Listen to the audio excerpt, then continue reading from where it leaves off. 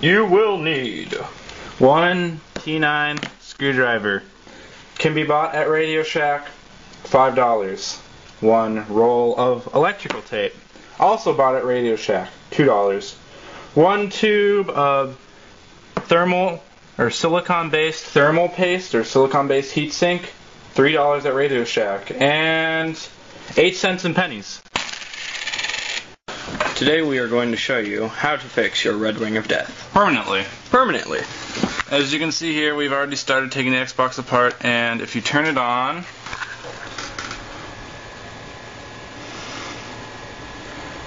and wait, there the Red it Ring is. of Death. This is not an Elite Xbox, this is actually an Xbox I have custom painted myself. Bad Religion, his favorite band. And those just represent where those went, and sorry about the dog. Bring it over here. At this point, basically any YouTube video will show you that. From here on out, you're good. Basically, you have to take out every screw first off, but first off, you probably just want to get out the big screws, which are silver in my case. Sometimes they're gold, I don't know why. Sometimes all the screws are silver. But there's 6 of these big ones right here. 2 on each side and 2 down the middle. These hold the Xbox case onto this metal box thing.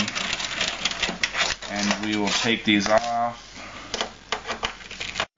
Okay, so we've taken out the screws on the bottom. Now you gotta kind of carefully move your button here so it's not holding on there, and kind of gotta pull it out a bit and then pull this up. And then this should come off with this shitty metal sheet. Your thing won't look like this. Mine just has spray paint on it from when I painted the disc tray. This should pull right up, and if your button gets stuck down here, just like I said, pull that thing out. Then you're gonna have to disconnect 2 sets of cords on the disc tray. One's white, one's black. Just set that aside. Next, you're gonna carefully lift the fan thing up. It has a little clippy here. You just gotta kind of fiddle around with it and get that out. And like I said, set that aside. Next, you're going to want to remove the fan, which is fairly easy. You just kind of like push up on this hard metal thing. You can just pull it out till it pops out. Pull it out. Disconnect it from the motherboard. Just set that aside as well. Next, we're going to go for the RF board. This has 3 screws. 2 are very visible. 1 is not. You basically get your fingernail under this thing and on one side and pop this white thing off. It has arrows to show which side's up for later. Set that aside as well. 3 black screws on this. Easy, just unscrew them.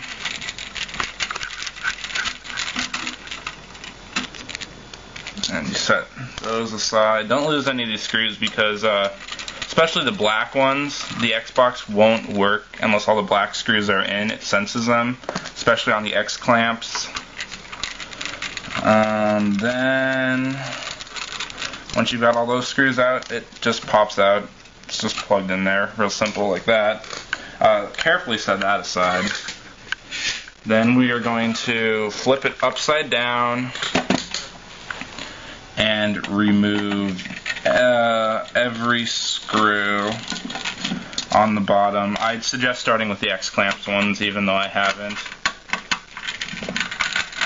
These are small and easy. So once you've unscrewed all the screws, this basically slides out. When you do it upside down, it slides out. Then you have this. Of course, the fan's on top, so everything on top is cold. Ice cold from the fan. But on the bottom, this is where the real problem happens. They have these 4 chips. Why they put them on the bottom, I don't know. Some genius in Microsoft invented this whole system. But Microsoft decided instead of putting more fans in, they're going to go the cheap way and put these little Band-Aids in.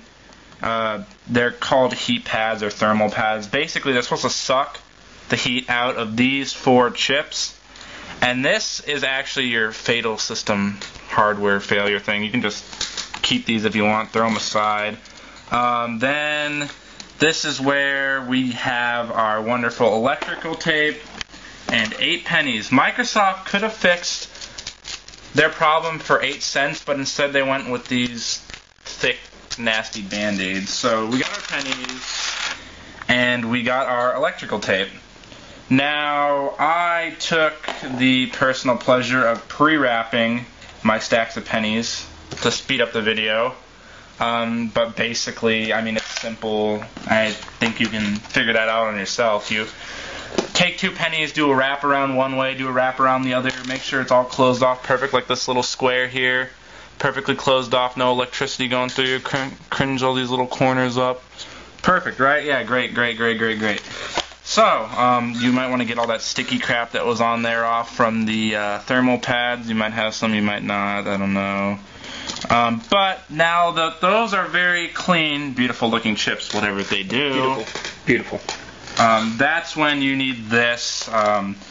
It's called many different things. Heat paste, heat sink, silicon-based thermal heat sink, I guess is a proper name. Pretty much all you need is, you can go to Radio Shack, get this. You can get everything at Radio Shack. Silicon base, heat sink, compound, caution, blah blah blah. Yeah. So pretty much. You just don't get it in your mouth or in your eyes. I mean, wash it off when you're done using it. But you want, like, little to no. Just a tiny, minuscule, that's probably too much. You just barely want none of this. This is just to keep the pennies on there and transfer the heat. Because, like I said, these pennies are here to conduct heat, to keep this thing cool. You just want to move it out with your fingers, try not to get it on the motherboard. I mean, you just want, like, thin, like, we're talking as thin as plastic crap here.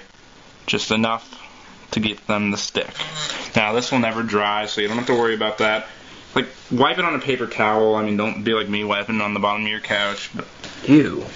Anyway, so we're going to take our pennies and we're going to just stick them in the middle there and just pop them on.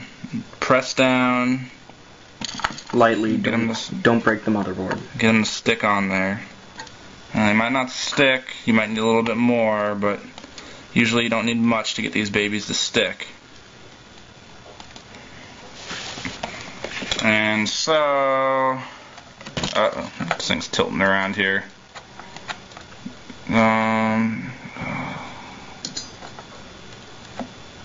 Come on, stick on there, you stupid piece of crap. Try this one over here. So, I got these all sticking on here now. And now that they're stuck on there, the problem's fixed basically. You want to close your Xbox back up, so you're going to take your metal case and make sure you get it lined up right. It won't screw back together wrong, but I mean, you got to put the motherboard back in there. Slide it over. Try not to scratch anything too much.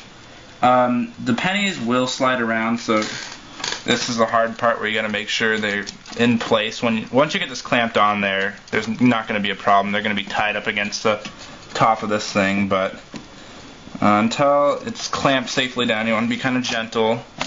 Okay, so now that I got it in there, kind of line up the screw holes.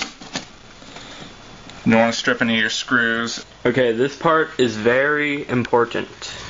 This is just, make sure when you first plug it back in anyways, don't be connected to live in any way, because if you connect this wrong, you will be banned. Your Xbox will be banned from live, because they'll think you're modding for some reason, but you just, basically it's easy, but I've had friends fuck it up. You just plug these back in correctly, and like I said, don't be connected to live, because then you won't get banned. It will just tell you that something's plugged in wrong. That's that part. So we put it back together. Everything's good. Now this is where we borrow a little help from my favorite old trick before I knew about this, the towel trick. Also, you can look that up on another YouTube video, basically. It's fixed, it just still thinks it has the red ring of death. It doesn't know that it's been fixed. Alright, so here we have it all hooked up back to the TV. This is one towel trick later, and we'll see what happens.